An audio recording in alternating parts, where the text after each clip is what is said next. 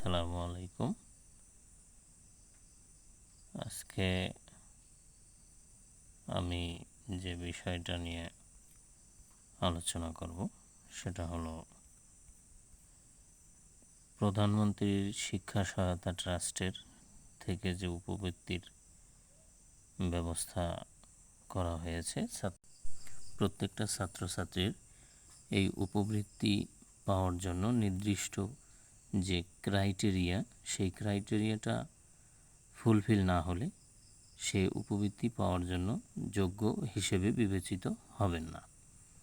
এই উপবৃত্তি পাওয়ার জন্য যোগ্যতা হিসেবে যা যা থাকতেই হবে আবশ্যিকভাবে, সেটা হলো একজন এনআইডিধারী জীবনে একজন শিক্ষার্থীর অভিভাবক হতে পারবে। যেমন যে শিক্ষার্থী উপবৃত্তির জন্য আবেদন করবে, সেই শিক্ষার্থী অভিভাবক হিসেবে যাকে নির্ধারণ করবে মা অথবা বাবা, তার এনআইডিধারী হতে হবে। সেই এনআইডি দিয়ে একটি সিম ক্রয় করতে হবে এবং সেই ক্রয়কৃত সিমটা নগদ অ্যাকাউন্ট খুলতে হবে।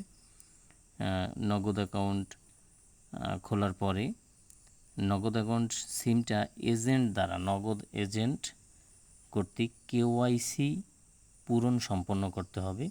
সেটা নগদ যারা এজেন্ট তাদের কাছে গেলে তারা কেওয়াইসি পূরণ করে দেবে। অভিভাবক ও হিসাবধারী একই ব্যক্তি হতে হবে। তার মানে হলো অভিভাবক হিসেবে যাকে নির্ধারণ করবে ছাত্রছাত্রী, সেই অভিভাবকেরই হিসাব নাম্বারটা দিতে হবে, অর্থাৎ নগদ অ্যাকাউন্ট নাম্বারটা দিতে হবে। নগদ অ্যাকাউন্ট সিমে যে কোনো সরকারি ভাতা, যেমন বয়স্ক ভাতা, বিধবা ভাতা, কৃষি ভাতা বা অন্য কোনো ভাতা গ্রহণ করা যাবে না, বা উক্ত ভাতা গ্রহণ করা হয়েছে সেই নগদ অ্যাকাউন্ট উপবৃত্তির ক্ষেত্রে ব্যবহার করা যাবে না। শিক্ষার্থীর অভিভাবক হিসেবে অবশ্যই শিক্ষার্থীর মা বাবাকেই অভিভাবক হিসেবে নির্ধারণ করতে হবে।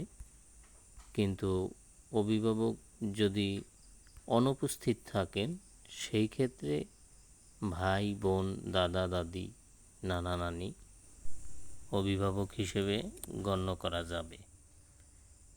শুধুমাত্র মা বাবা অনুপস্থিত থাকলে কোনো কারণে, সেক্ষেত্রে ভাই বোন, দাদা দাদি, নানা নানি অভিভাবক হিসেবে গণ্য করা যাবে।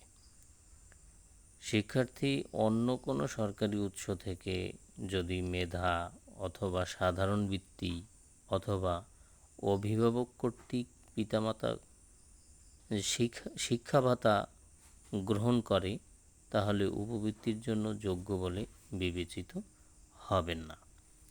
শিক্ষার্থী যদি অন্য কোনো উৎস থেকে মেধা অথবা সাধারণ বৃত্তি অথবা অভিভাবক কর্তৃক শিক্ষা ভাতা গ্রহণ করে, তাহলে উপবৃত্তির জন্য সেই নাম্বারটা গ্রহণ করা হবে না।